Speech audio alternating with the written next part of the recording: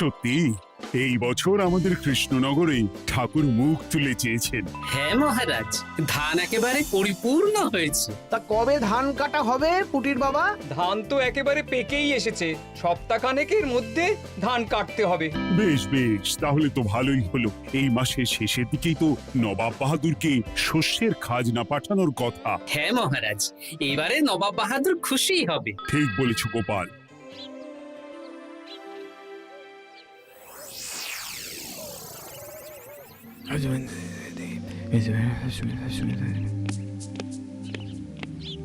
প্রণাম খাম্বাজরাজ। ওই তো কৃষ্ণনগরের মন্ত্রী চলে এসেছে।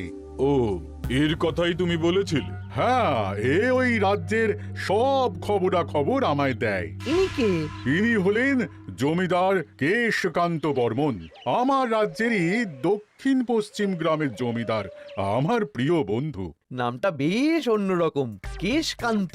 আসলে ওদের বংশ পরম্পরায় সকলের উন্নত ঘন কেশ আছে, তাই ওদের পরিবারের সবারও নামে একটা করে কেশ আছে। আমি খাম্বাজ রাজের সৌমিত্র এবং সুপরামর্শদাতা। কিছুদিন আগে আমার মাথায় খুব খুশকি হচ্ছিল, মাথার চুল পাতলা হয়ে আসছিল। কিন্তু আমার পরামর্শে একটা তেল মাখতেই মহারাজের মাথার চুল এখন ঘন হয়ে উঠেছে, আর কোনো সমস্যা নেই। বাহ বাহ বাহ, ভালো ভালো ভালো। এবার তাহলে কাজের কথাটা বলে দিন। এবারে তো শুনলাম তোমাদের রাজ্যে অনেক ধান উৎপাদন হয়েছে, তাই স্বাভাবিকভাবে নবাব বাহাদুরের কাছে রাজস্ব অনেক বেশি দেবে, কি তাই তো? হ্যাঁ, এবারে রাজস্ব দানে কৃষ্ণনগরই প্রথম হবে। না, তা হবে না। নবাবের কাছে অত ধান পৌঁছবে না, এমনকি কৃষ্ণচন্দ্রের কাছেই চাষিরা বেশি ধান রাজস্ব দিতে পারবে না। সেটা কি করে হয়? পাকা ধানে মই দিতে হবে।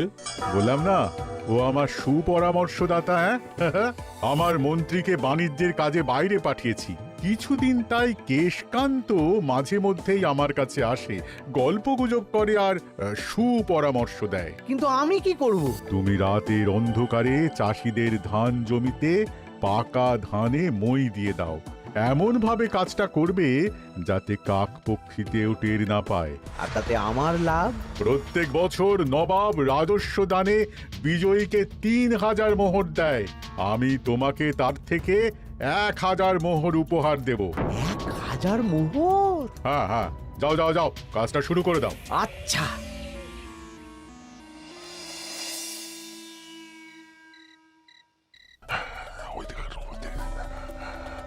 তাহলে আর দেরি কেন? মন্ত্রীমশাই কথা মতো কাজ শুরু কর। হ্যাঁ চল।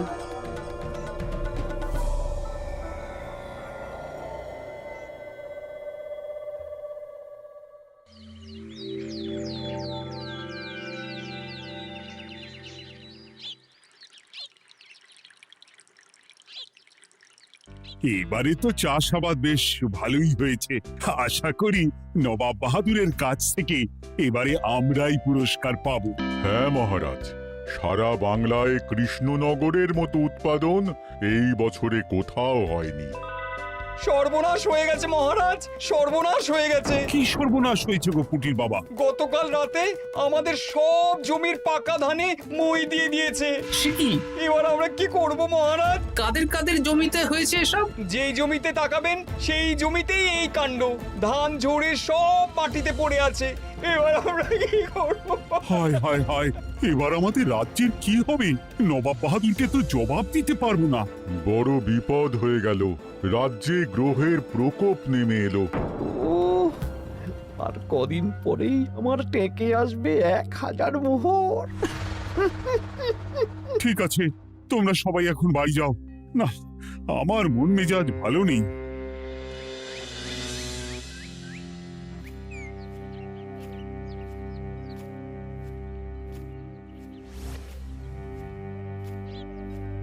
ওগো, তুমি শুনেছো কি হয়েছে? পুঁটির মা হাউ হাউ করে কাঁদছিল গো। হ্যাঁ গিন্নি, পুঁটির বাবা কয়েকজন চাষি ভাইদের নিয়ে রাজসভায় এসেছিল। শুনলাম রাতারাতি কে বা কারা চাষ জমিতে পাকা ধানে মই দিয়েছে। কত বড় সর্বনাশ হয়ে গেল বলো? কি হবে গো? কি যে হবে ভগবান জানে। বলি, তুমি পারলে না পুঁটিদের একটু সাহায্য করো। হ্যাঁ, আমি মনে মনে ভেবেই রেখেছি বুঝলে, এবার বেতন পেলে পুঁটিদের বাড়িতে মাসোহারার জিনিসপত্র দিয়ে আসবো। নবাব বাহাদুরের কাছে মহারাজ খাজনা কিভাবে দেবেন? সেটাই তো বুঝতে পারছি না। আপনি এত চিন্তা করবেন না। রাজবাড়ির ভাড়ার থেকে আপাতত কিছু বস্তা ধান পাঠানোর ব্যবস্থা করুন। তারপর নবাব বাহাদুরের কাছে গিয়ে বলবেন, আস্তে আস্তে সব দিয়ে দেবেন মহারাজ। তাই করতে হবে, তাছাড়া তো আর অন্য কোনো উপায় দেখতে পাচ্ছি না। কিন্তু এবারে আর আমাদের মান রক্ষা হবে না। দেখি 2-1 দিনের মধ্যেই যতটা সম্ভব ভাড়া থেকে ধান পাঠানোর ব্যবস্থা করব।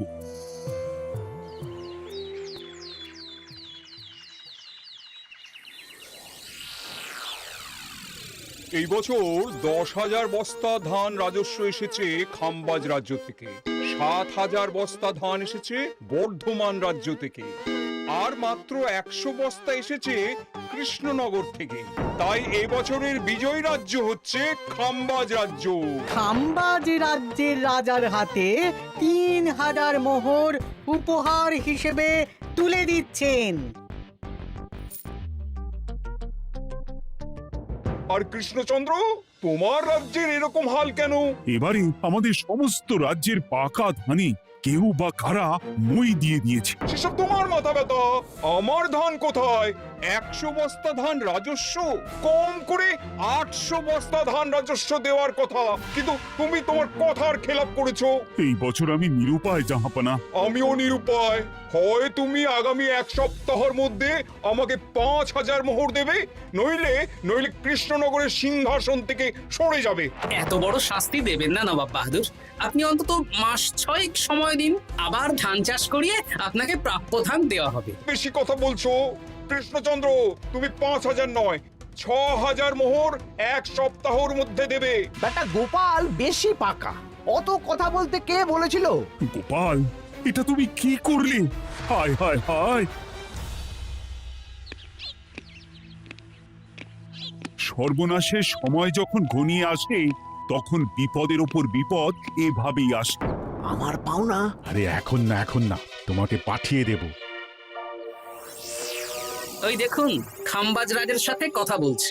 এখন বেশি কথা বললে কৃষ্ণচন্দ্র আর গোপাল সন্দেহ করবে।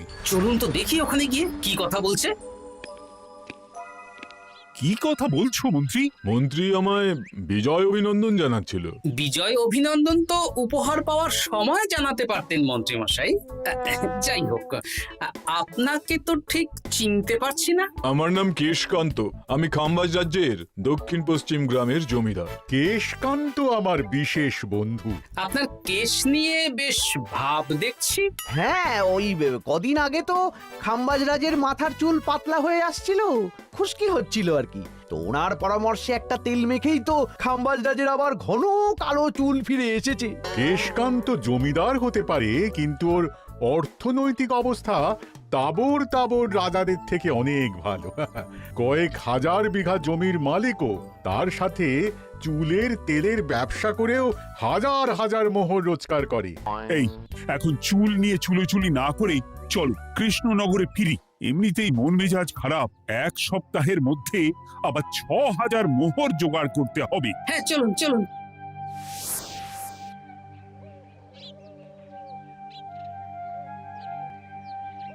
আচ্ছা মন্ত্রীমশাই, আপনি এই কেশকান্ত জমিদারের ব্যাপারে এত কিছু জানলেন কি করে? ওনার সাথে তো আমাদের আজই প্রথম দেখা। হাওয়ায় কত খবরই ভেসে আসে, সেরকম আমার কানেও এসেছিল। সব বাদ দাও। গোপাল, মন্ত্রী, দুজনেই ভাবনা চিন্তা করো কিভাবে 6,000 মোহর জোগাড় হবে। পাকা ধানে মই পড়লো, এখন আবার এত বড় বোঝা।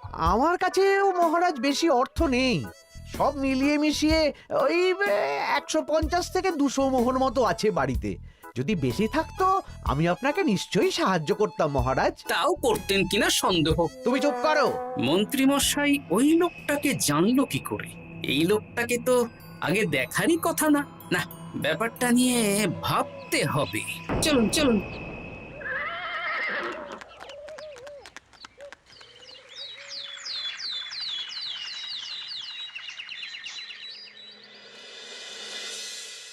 বুঝলে গিন্নি, 1 সপ্তাহের মধ্যে মহারাজকে 6,000 মোহর জোগাড় করতেই হবে, নইলে সিংহাসন ছাড়তে হবে।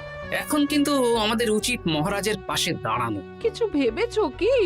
আপাতত আমার বিয়েতে পাওয়া আংটি বন্ধক রাখবো, আর তুমি যদি হ্যাঁ হ্যাঁ, আমার যে দুটো গয়নাগাটি আছে ওগুলো বন্ধক রাখো, পরে আস্তে আস্তে ছাড়িয়ে নেবক্ষণ। দেখি বাকি সভাসদদেরকেও বলবো, যে যতটা পারে, তারপর ভগবানই ভরসা।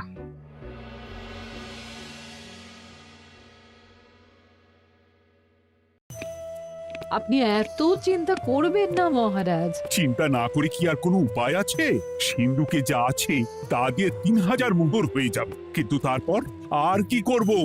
এবার কি নিরুপায় হয়ে জায়গা জমি বিক্রি করতে হবে? কিছু একটা করতেই হবে। আপনি গোপালকে একবার বলে দেখুন, প্রত্যেকবার যখনই বিপদে পড়েছেন তখন গোপালই আপনাকে বাঁচিয়েছে। দেখি আগামীকাল রাজসভা শুরু হওয়ার আগেই গোপালের সাথে ব্যাপারটা নিয়ে আলোচনা করব।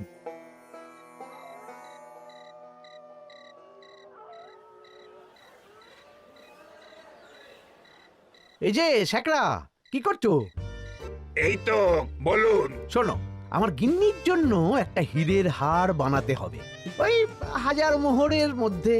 1000 মোহরে তো হীরের নাক, কান, গলা, হাত, পা সব গয়না, এই সব গয়না হয়ে যাবে মন্ত্রী মশাই। তাহলে বানাও, এই নাও 1000 মোহর। ওরে বাবা, মন্ত্রী মশাই 1000 মোহর! এই মন্দার বাজারে এত মোহর কোথায় পেলেন? গতকালই তো বললেন আপনার কাছে 150 থেকে 200টা আছে। সে যেখান থেকেই পাই তাতে তোমার কি? না, আমার কিছু না। শেখরা, আমি কয়েকটা গয়না বন্ধক রাখবো। দেখি কি আছে। এই সব মিলিয়ে এতে আমি 15 মোহর দিতে পারবো। বেশ, তাই দাও। আমি আমি ধীরে ধীরে শোধ করে গয়নাগুলো ছাড়িয়ে নেব। হ্যাঁ, মন্ত্রীর ব্যবহারগুলো বেশ সন্দেহজনক লাগছে। দেখি গুপ্তচরকে কাজে লাগাতে হবে, মন্ত্রীর পিছনে ছায়ার মতো লেলিয়ে দিতে হবে।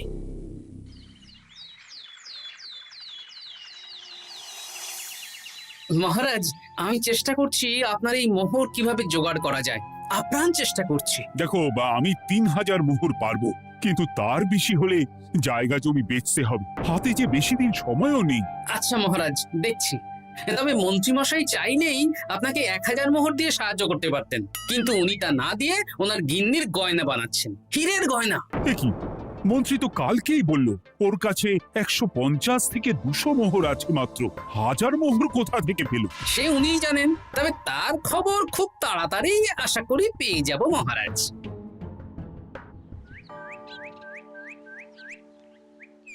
কাজটা একদম ঠিক করলেন না মন্ত্রী মশাই। আপনার কথা শুনে আমরা সবার জমির পাকা ধানে মই দিলাম, কিন্তু আমরা একটা পয়সা পেলাম না। আপনি যে এই কাজ করার জন্য খাম্বাজ রাজার কাছ থেকে ওই 1000 মোহর উপহার পেলেন, সেটা দিয়ে গিন্নির গয়না বানাতে দিলেন, কিন্তু আমাদের বেলায় লবডঙ্কা। আরে তোদেরকেও দেবো, একটু সবুর কর, আগে গিন্নির মাথাটা ঠান্ডা করি। না না, আমাদের এক্ষুনি চাই। আরে এক্ষুনি কি করে দেবো, আমার হাত খালি। আচ্ছা আচ্ছা, ঠিক আছে, এই নে 2 মোহর ধর, 2 ভাই ভাগ করে নে, পরে আরো দেবো। এটা কিন্তু ঠিক না। এসব আলোচনা খোলামেলা জায়গায় করা উচিত না। উফ, পরে তোদের সাথে কথা বলবো, এখন যেতে দে, বাজার করব, তারপর আবার রাজসভা আছে।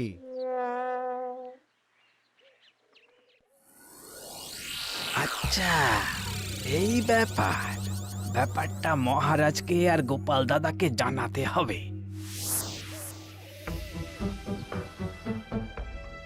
গোপাল দাদা, মহারাজ আসল খবর পেয়ে গেছি। কি খবর? আমি একটু আগে শুনলাম। কাজটা একদম ঠিক করলেন না মন্ত্রী মশাই। আপনার কথা শুনে আমরা সবার জমির পাকা ধানে মই দিলাম, কিন্তু আমরা একটা পয়সা পেলাম না। আরে তোদেরকেও দেবো, একটু সবুর কর। মন্ত্রী, আমি না তোমাকে মেরেই ফেলবো। মহারাজ, মন্ত্রী মশাই এখানে গৌণ, উনি অর্থের লোভে এসব করেছেন, আর ওনাকে দিয়ে করিয়েছেন খাম্বাজ রাজ। হ্যাঁ, যাতে এবারে বিজয়ী হতে পারেন। তাই আপনি এই খবর 5 কান করবেন না মহারাজ। আমি খাম্বাজ রাজ আর ওই কেশকান্তর কাছ থেকে ক্ষতিপূরণ ঠিক আদায় করে আনব। কিন্তু কিভাবে? শুনুন তাহলে।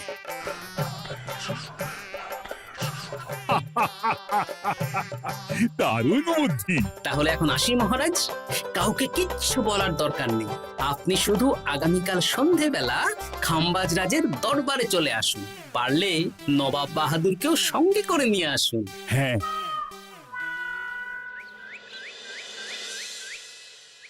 প্রণাম খাম্বাজ রাজ, কে আপনি? আমি হতাশ রঞ্জন, পশ্চিমে থাকি। কি চাই বলুন? কিছু চাই না, তবে একটা কথা শুনলাম তাই বলতে এলাম। কি কথা? আমি শুনলাম মহারাজ আপনার মাথার চুলগুলো সব নকল। আমার এত সুন্দর চুল সব নকল? ফাজলামো হচ্ছে। আমি যদি প্রমাণ করে দিই আপনার চুল নকল, তাহলে কি? তাহলে আপনি আমাকে 100 মোহর দেবেন, আর প্রমাণ না করতে পারলে আমি আপনাকে 100 মোহর দেব। বেশ, দেখো, এক্ষুনি দেখো, আমারই তো 100 মোহর লাভ হবে। এখন না, এখন না, আজ সন্ধেবেলায়। বেশ বেশ, তখনই এসো। এবারে জমিদার কেশকান্তর বাড়ি যেতে হবে।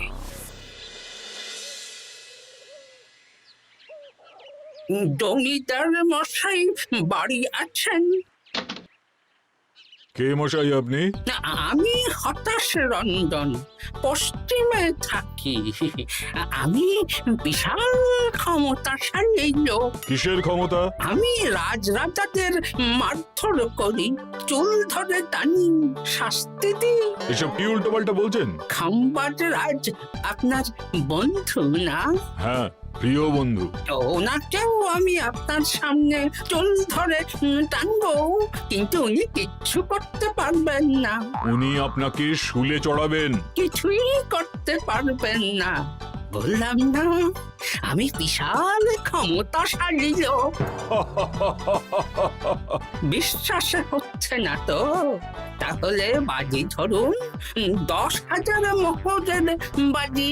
10,000 মোহরের বাজি? হ্যাঁ, আজ আমি খাম্বাজ রাজের রাজবাড়ি যাব, আর আমার শক্তি প্রদর্শন করব, ওনার চুল ধরে টানা হেঁচড়া করব, ওনাকে আহত করব, কিন্তু উনি আমাকে কিছুই করতে পারবেন না। বেশ রাজি, বাজি 10,100 মোহর দিতে পারবেন তো? হ্যাঁ, আমি বাজি হারলে আপনাকে দেব 10,100 মোহর। দরকার হলে ওই কাগজে কলমে লিখিত পরিত করে নিন। বেশ, তাহলে তাই হোক। কিন্তু হ্যাঁ, একটা কথা, আমি শক্তি প্রদর্শন করার আগে থেকে প্রক্রিয়া চলাকালীন সময় পর্যন্ত আপনি খাম্বাজ রাজের সাথে কোনো কথা বলতে পারবেন না। বেশ বেশ।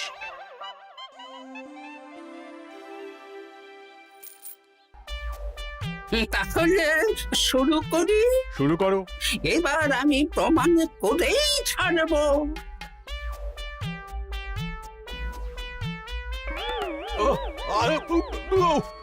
লাগছে লাগছে, বাবারে, লাগছে এই সেরেছে। লাগছে, এ তো সত্যি সত্যি চুল ধরে টানছে। লাগছে লাগছে, বাবারে, বাবা। ওরে বাবা রে বাবা, কি শক্ত! এ কি, খাম্বাজরাজ কিছুই তো বলছেন না? তাহলে কি আমি হেরে গেলাম? না না খাম্বাজ রাজ, আমার ধারণা ভুল, যা শুনেছি তাও ভুল। এবার বিশ্বাস হলো তো? দাও দাও, এবারে 100 মোহর দাও। দিন কেশকান্ত মশাই, আমাকে 10,100 মোহর দিন। এ কি, ও তোমাকে 10,100 মোহর কেন দেবে? ওনার সাথেও তো বাজি ধরেছিলাম। কি বাজি? আপনার এখান থেকে বেরিয়ে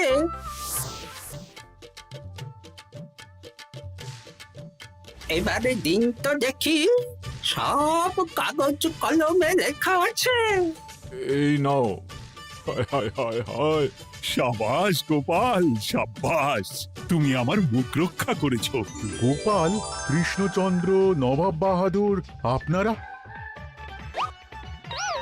হ্যাঁ, আমি গোপাল। এটা ছাড়া আর কোনো উপায় ছিল না খাম্বাজরাজ। আপনি আমাদের মন্ত্রীর মাথা খেয়ে যে জঘন্য কাজটা করিয়েছেন সেটা তো আর প্রমাণ করতে পারতাম না, তাই ছলে বলে কৌশলে আপনার প্রিয় বন্ধুর কাছ থেকে আদায় করে নিলাম। হ্যাঁ নয়, হ্যাঁ।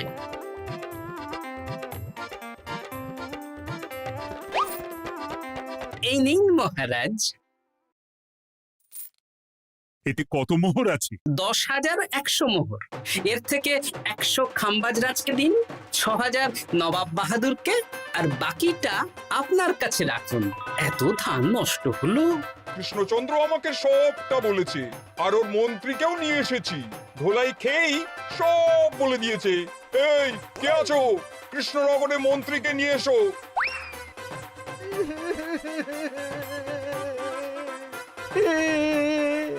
মার খেয়ে আমি সব বলে দিয়েছি খাম্বাজরাজ। উদ্ধার করে তো জাহাপানা, আমাকে ক্ষমা করে দিন। এর কোনো ক্ষমা নেই। তোমাকে আমি কারাগারে বন্দি করব। হায় হায় হায়, সামান্য টাকার লোভ করতে গিয়ে পুরো মাঠে মারা গেলাম।